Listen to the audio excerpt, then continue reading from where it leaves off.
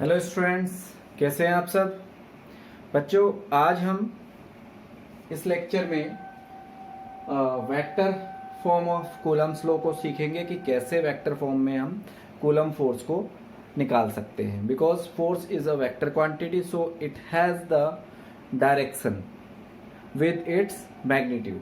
तो हम यहाँ पे देखते हैं कि एक्चुअली वेक्टर फॉर्म में किस तरह से हम कूलम फोर्स को डिफाइन कर पाएंगे। एंड दूसरा हम लास्ट में देखेंगे सुपरपोजिशन प्रिंसिपल फॉर कैलकुलेशन। ठीक है, तो ठीक है, हमारे पास दो चार्जेस हैं, one is Q1 and another is Q2 are kept at point A and B। ठीक है, तो हमें इसके बीच का डिस्टेंस, चार्ज Q1 और Q2 के जो बीच का डिस्टेंस है वो हो जाएगा AB, जिसको हम कह सकते हैं R। तो अब ये R दो तरीके से हो सकता है। अगर आप O A B जाओगे तो Q1 चार्ज के लिए R को डायरेक्शन ले लिया हमने A से B, ये डायरेक्शन है। ठीक है, तो इसको एक वेक्टर माना जाएगा। तो इस वेक्टर का पॉइंट कहां से कहां है, तो आंसर है R12 Q12 Q2। ठीक है, इसी तरह से अगर हम अपोजिट डायरेक्शन में चलते हैं, which means from B to A, तो उस केस में आपके पास जो ये वेक्टर R होगा from B to A is charge Q2 to charge Q1। तो ये हमारे पास उसकी डायरेक्शन हो जाएगी। ठीक है, तो सिंपली लिख लेंगे आप, consider two charges are kept at point A and B in xy plane। ठीक है, where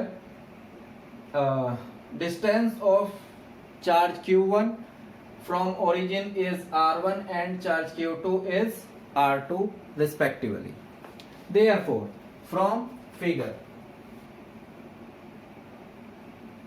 अब देखिए फिगर में आपको क्या मिल रहा है। तो पोजीशन वेक्टर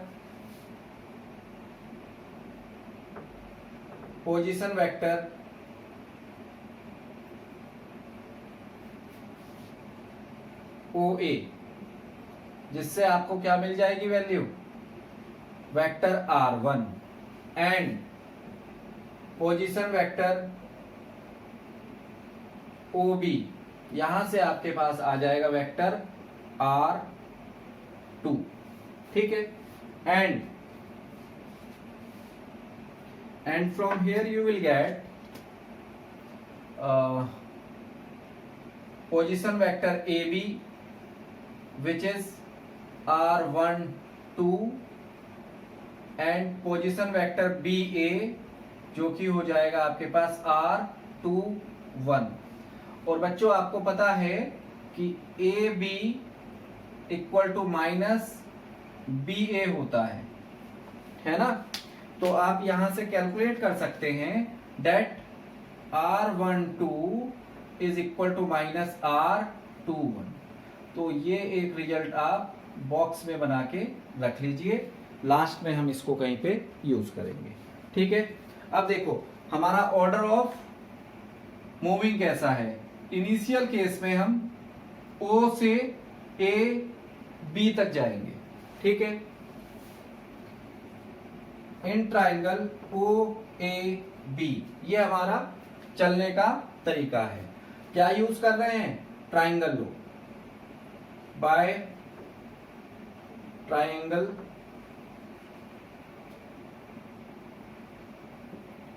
लो, किस चीज के लिए, ऑफ वेक्टर एडिशन। क्लियर हो गया, ये हम यहां पे यूज कर रहे हैं। तो कैसे यूज करेंगे इसको, तो आंसर है OA प्लस, देखिए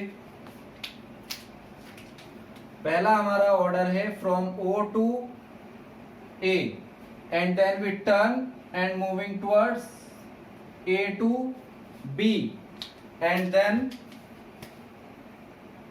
this is the direction of resultant according to the triangle rule of vector addition. क्या कहता है triangle rule of vector addition? तो आंसर है if the two vector acting in the same order of the triangle or two adjacent side of triangle, then the resultant of the sum of two is given by the third side of triangle taken in opposite order।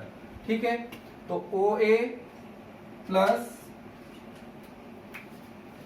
AB, vector OA plus vector AB is equal to vector OB।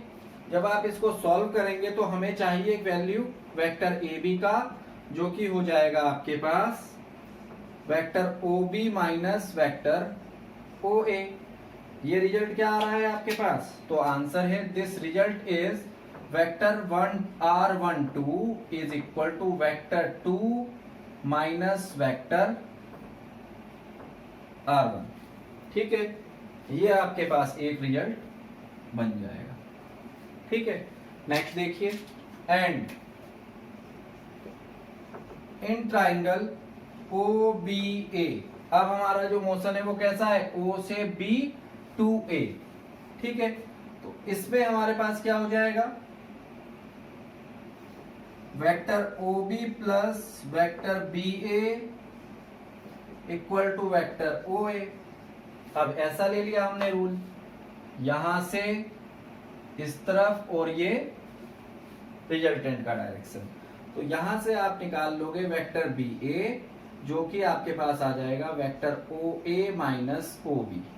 तो final result जो आपको इससे मिल जाएगा वो आ रहा है students vector R21 is equal to vector R1 minus vector R2। ये आपके पास दूसरा बॉक्स बन जाएगा। इसको आप क्या कर लीजिए, इक्वेशन 1, और इसको मान लीजिए equation 2। Now coulomb force between the to charge in free space.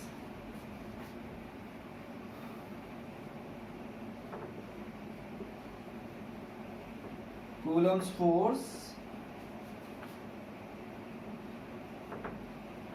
between charge at A and B is क्या हो जाएगा? वेक्टर फॉर्म में लेंगे आप दिस। ओके, एक चीज और निकाल लेते हैं स्टूडेंट्स, यहां पे देखो यूनिट वेक्टर R12, ये हो जाएगा vector R12 upon magnitude of R12। ठीक है, इसी को आप लिख सकते हैं students vector 2 minus vector 1 and upon magnitude of vector this minus this. ठीक है, ये आपके पास इसका मैग्नीट्यूड फॉर्म आ जाएगा।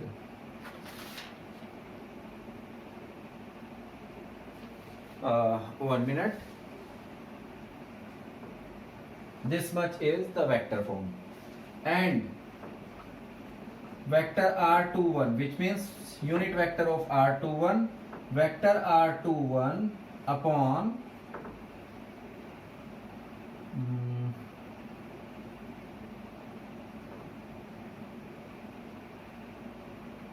Vector R21। ओके स्टूडेंट्स, यहां तक हम समझ चुके हैं। अब इसके बाद करना क्या है student? Coulomb force between two charges at A and B is, पहली सिचुएशन में हम ले रहे हैं force from charge 1 to second, which means force experience by 1 minute, force experienced by charge 2 due to charge 1 is given by this, and force experienced by charge 1 by charge 2। अब हम चल रहे हैं इस डायरेक्शन में, तो जब हम इस तरह से चलेंगे तो ये हो जाएगा 1/4 pi epsilon nought Q1 Q2 upon, अब हम चल कहां से रहे हैं? B to A, और B2 एक ही सिचुएशन में क्या है हमारे पास, दिस रिजल्ट, तो ये हमारा आ जाएगा R2 minus R1 whole square into unit vector from 2 to 1। ठीक है, इसी को हम आगे कंटिन्यू कर सकते हैं। F21, this is actually 21 and this is 12 is 1/4 pi epsilon naught Q1 Q2 upon R2 minus क्या हो जाएगा, हेयर ये रूल है हमारे पास, R1 minus R2 which means R1 minus R2 whole square, and in place of this we can write this R2 vector R1 minus vector R2 and denominator में जो ये result आएगा उससे ये रिजल्ट क्यूब बन जाएगा। ठीक है, अब देखो स्टूडेंट्स, आपको इतना ज्यादा परेशान नहीं होना है। जो बच्चे इसको समझ सकते हैं, कर सकते हैं इजीली, वो यहां तक करिए, और जो नहीं समझ पा रहे हैं वो डायरेक्ट इसको इस तरह से लिख सकते हैं। Force experience by charge 2 due to charge 1 is 1/4 pi epsilon naught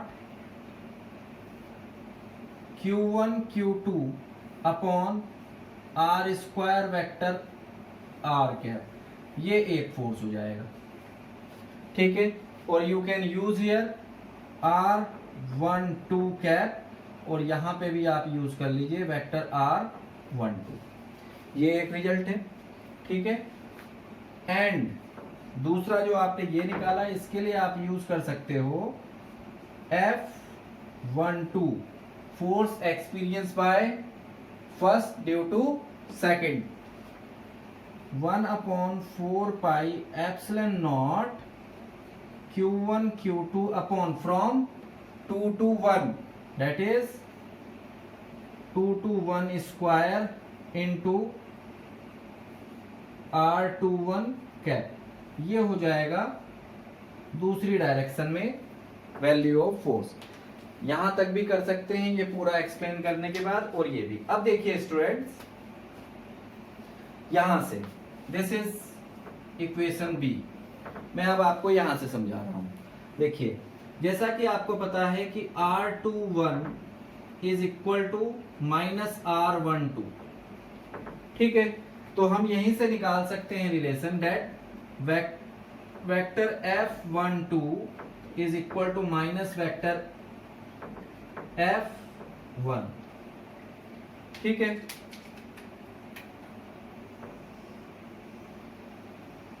this जो कि क्या है, Newton's third law of motion.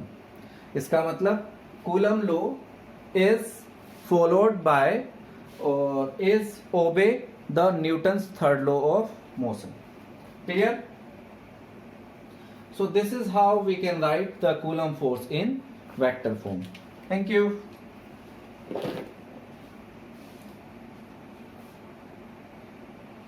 Okay students, next है हमारे पास force between multiple charges, which means superposition principle of forces.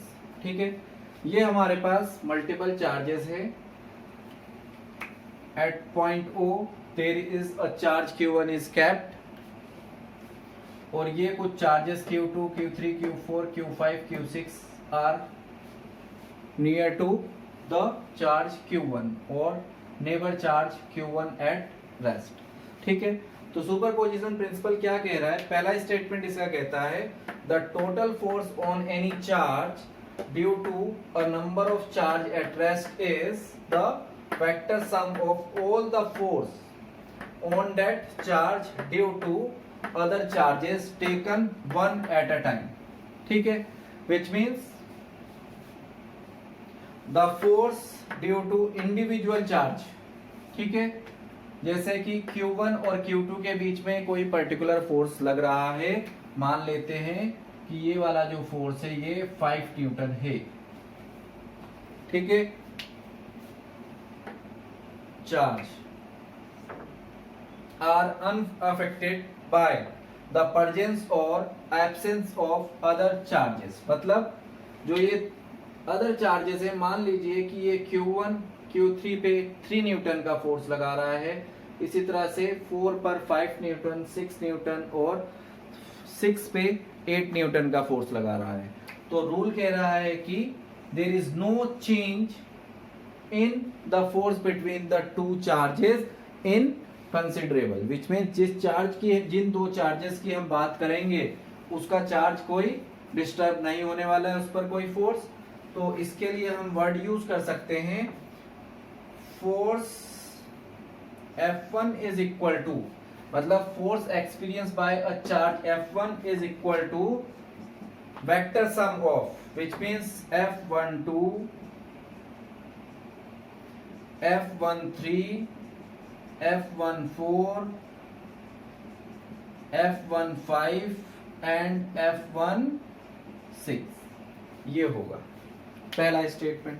तो यहां से हम इसको कह सकते हैं डेट F माइनस, और ये आ गया आपके पास F12, F13, F14, F15 and F16, ये इक्वल टू 0। अब ये वाली सिचुएशन किस में ले रहे हैं हम, करेक्टिवली सम के रूल में। तो ये आ गया net force about a charge is always 0, ठीक है। Sum of all the forces about point O is 0 और चार्ज Q1 इज 0, ये पहली सिचुएशन बनती है, ठीक है। अब यहीं से हम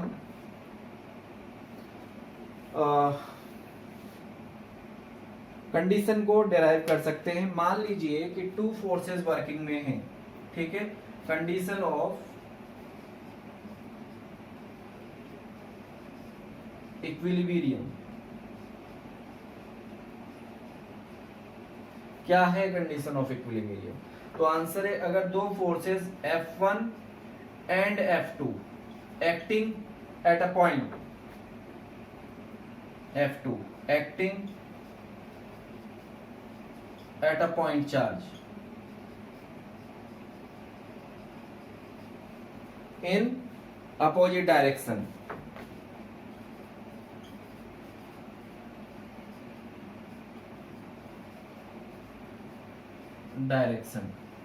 ठीक है, and the charge it at rest, and charge is at rest, और वो रेस्ट पर ही रहता है। Two different forces are acting on the charge, और चार्ज कहाँ है? एट रेस्ट पर है। तो हम ऐसा कह सकते हैं कि F1 is equal to F2, ठीक है, which means F1 plus F2 equal to 0. This is the condition of equilibrium. ये हम समझेंगे आगे के न्यूमेरिकल्स जब हम करेंगे तो student we will discuss about this. Thank you.